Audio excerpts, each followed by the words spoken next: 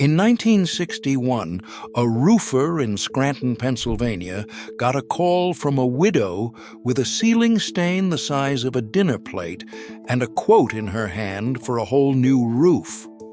$300, which in that town, that year, was most of a season's savings. He climbed up, walked the whole roof once, slow, and came back down. Then he went up a second time with a caulk gun and a single shingle. He was done in 20 minutes. The leak was one nail that had backed out and one cracked boot around a vent pipe. He charged her $4. That roof went another 19 years before it ever needed real work. Finding that leak, tracing the water back to where it truly started, is number 2 on this list. And the one thing he did before he ever set a foot on a ladder, the plainest and most important thing in the whole trade, is number 1. He was not a rare man.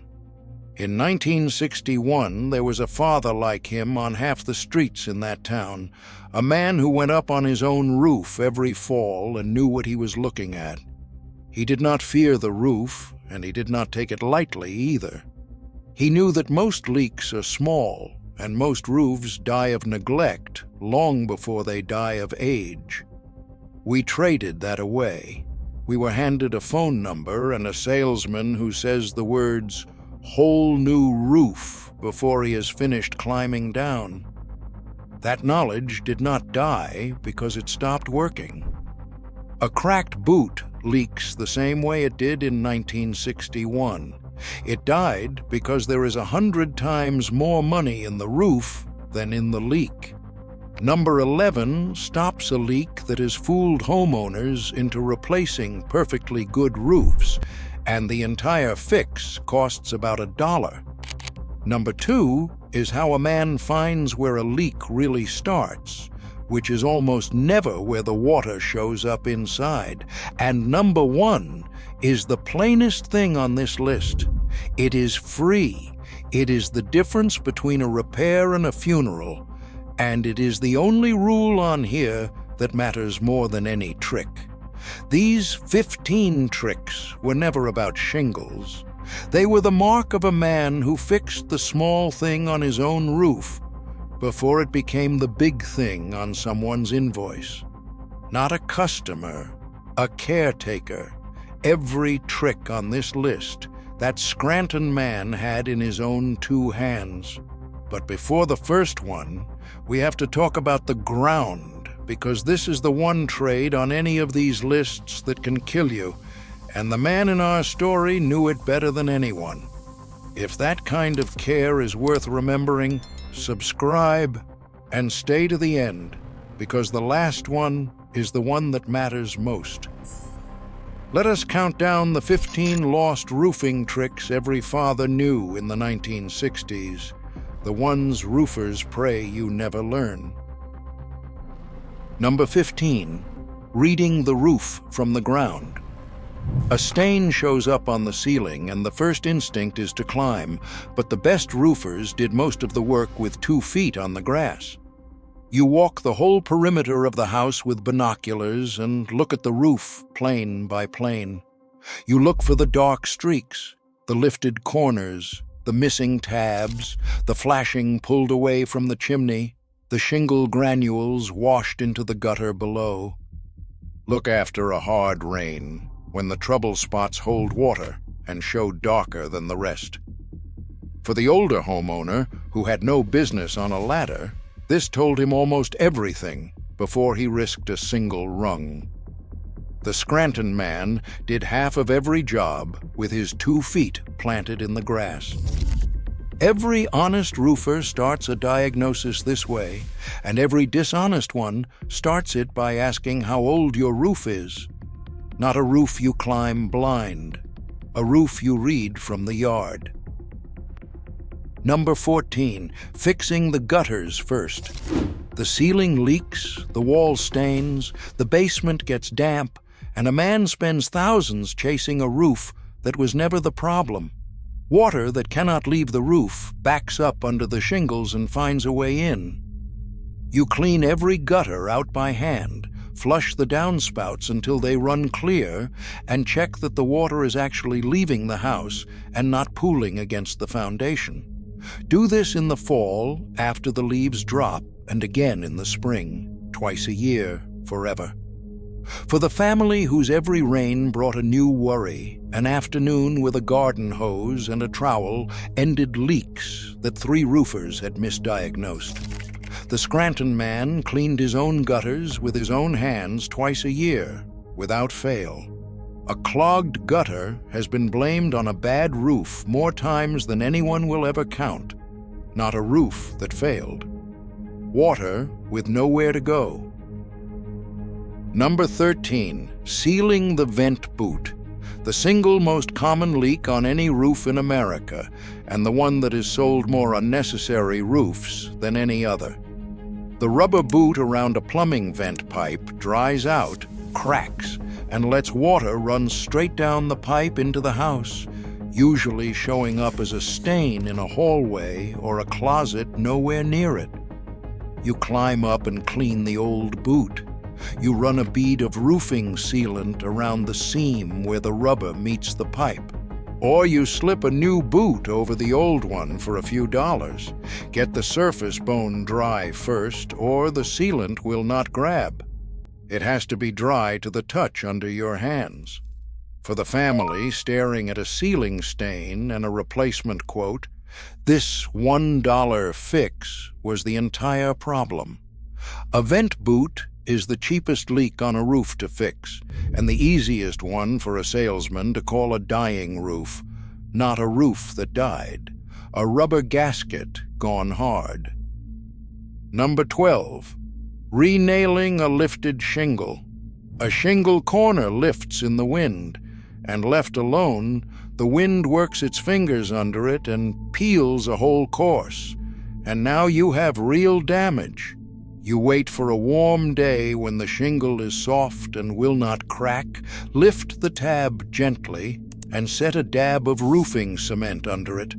You press it down, and if a nail has backed out, drive a new roofing nail and cover the head with a dab of cement so it never leaks. Warm day only, lift a cold shingle and you will snap it in half. For the man who caught it early, a tube of cement and 10 minutes saved him a torn-off section and a real repair bill. The Scranton man pressed down every lifted tab on his own roof each fall with his own hands. The wind takes a roof one lifted tab at a time, and the man who presses them back down keeps his roof for decades. Not a section you replace. A tab you glue back down. Before we go on, I made something special for you. A guide for men like us who still believe a man should be able to fix his own home. It's the forgotten handyman secrets, the old-fashioned repair tricks our grandfathers used to fix anything around the house and keep it running for life. But these skills are disappearing fast, and once they're gone for good. Don't pay a repairman ever again. Scan the QR code on screen or click the link below. Go ahead, I'll wait right here. Number 11. Renewing the flashing seal. This is the fix from the top of our story, the one that fools everyone. Flashing is the metal where the roof meets something else, a chimney, a wall, a skylight, and the seal along its edge is where most real leaks live, not in the shingles at all.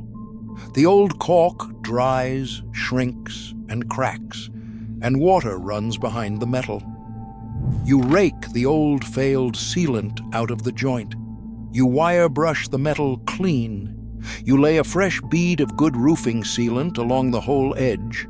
Do not just smear new caulk over old because it will not bond, and you will be back up there next year. For the homeowner whose chimney leaked every storm, a $2 tube ended it, when a roofer had quoted the whole side of the house.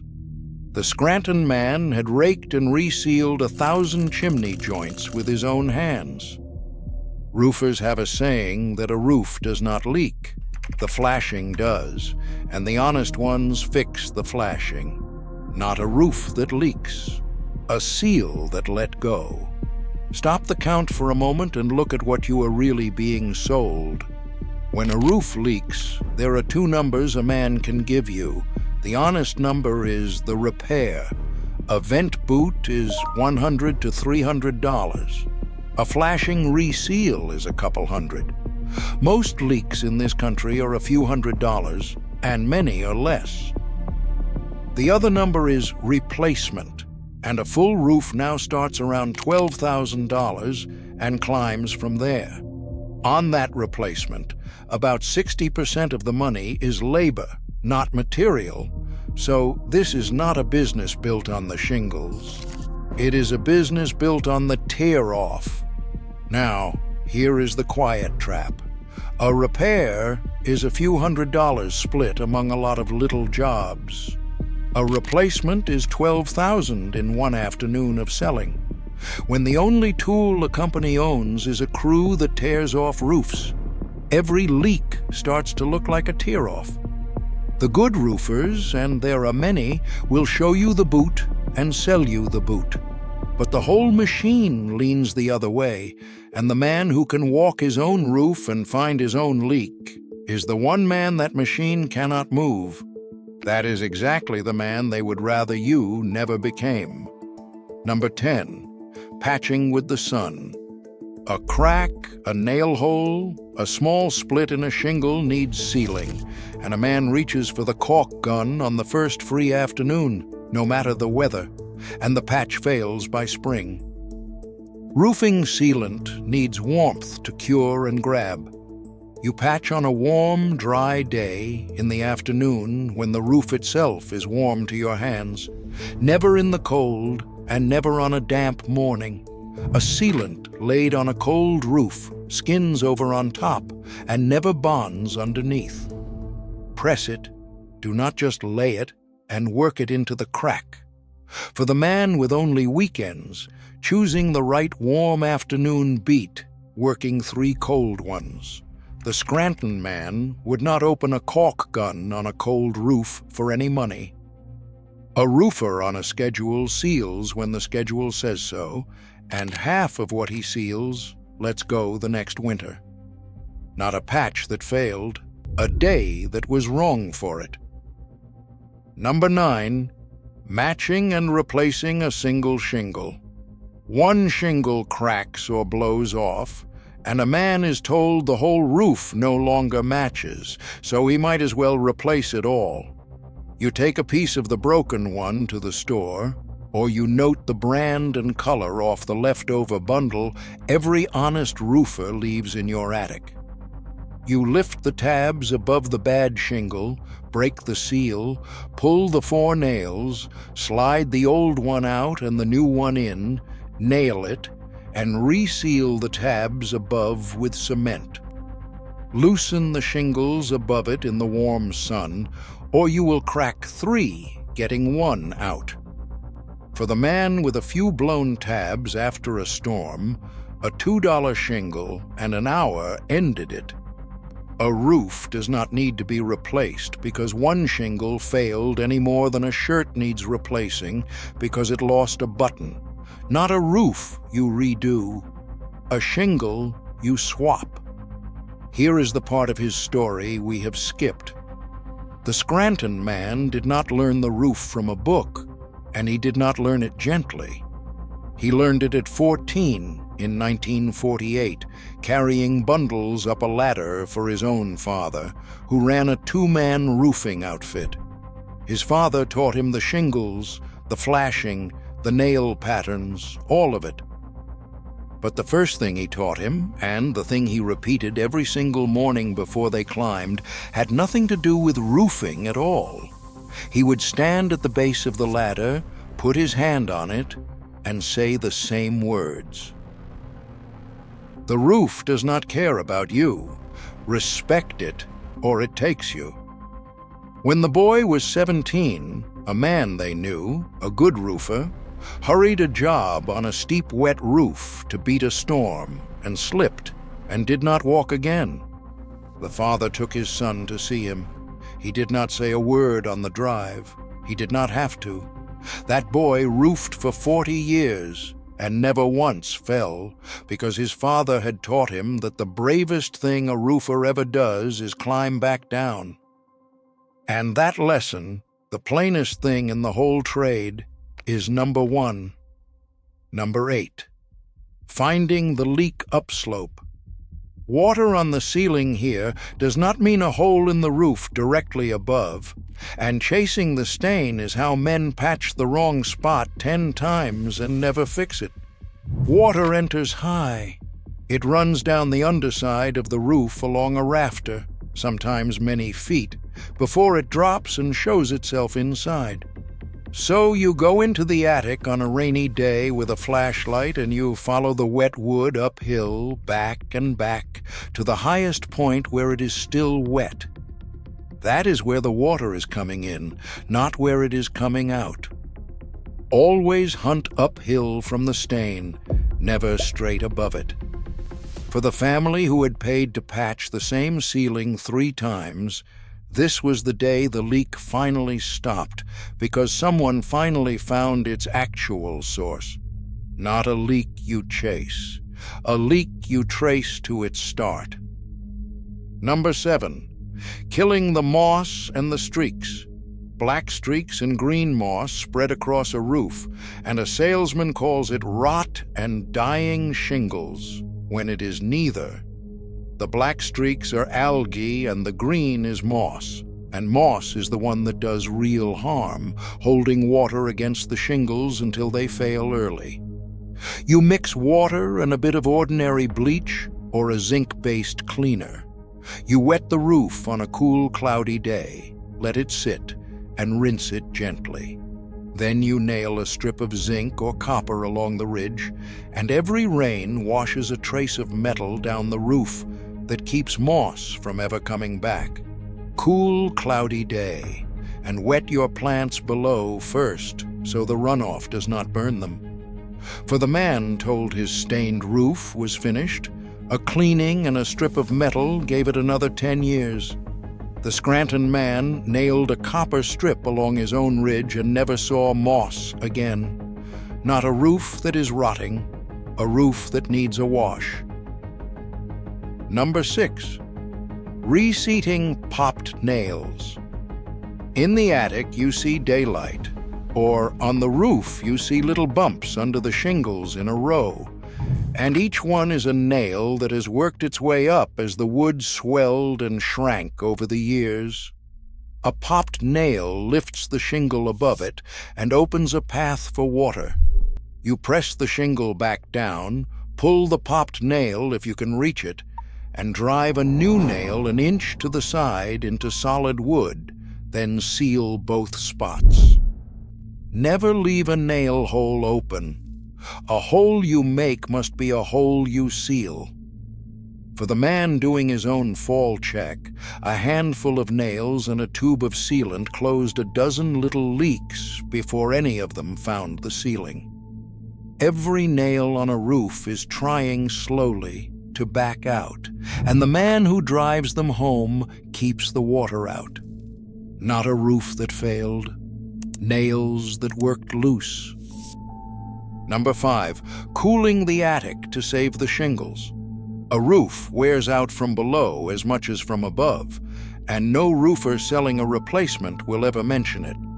Heat trapped in an attic bakes the shingles from underneath, cooking the oils out of them so they curl and crack years before their time. You make sure the attic breathes, that the soffit vents at the eaves are not painted shut or stuffed with insulation, and that the air can flow up and out the ridge. A roof that breathes can outlast one that bakes by a decade. For the family whose shingles curled at 15 years while the neighbors went 30, the difference was nothing but AAR flow. The Scranton man kept his own soffits open and his own ridge breathing, and his last roof went 28 years. A roofer sells you shingles. He does not sell you the ventilation that would have made the last ones last. Not a roof worn from the sky. A roof cooked from below. Number 4, keeping the ice from the eaves. In the cold country, a stain shows up along the outside walls every late winter, and a man blames the roof when the trouble is the snow. Heat leaking from the house melts the snow up high. The water runs down to the cold eave and freezes into a dam. That dam pushes water back up under the shingles. You cut the cause, not the ice. You add insulation on the attic floor to keep the house heat out of the attic, and you make sure the attic is cold and vented so the snow up top never melts in the first place. Never chip the ice off with a hatchet. You will destroy the roof you are trying to save. For the family with a brown stain every February, sealing the attic against heat ended a leak that no amount of roof work ever would. Not a roof that leaks in winter, a house too warm in the attic. Number 3, buying the leftover bundle. The single smartest thing a man did the day his roof was installed, and the thing that saved him a fortune for the next 30 years. When the roof went on, he had the crew leave the extra shingles, a bundle or two, and he wrote the brand, the color name, and the lot number on the rafter in the attic with a grease pencil. 10 years on, when a storm blew off 3 tabs, he had an exact match sitting in his own garage, aged the same as the roof, while his neighbor was told his color was discontinued and he needed the whole thing redone. Write it on the wood where it cannot be lost. For every family that kept that bundle, a storm was a $2 afternoon instead of a $12,000 emergency. The Scranton man wrote his own roof's color on his own rafter with a grease pencil the day it went on. The roofer hopes you throw the leftovers away, and most people do. Not a match you go hunting for, a match you saved on day 1. Number 2, tracing the water to its true source.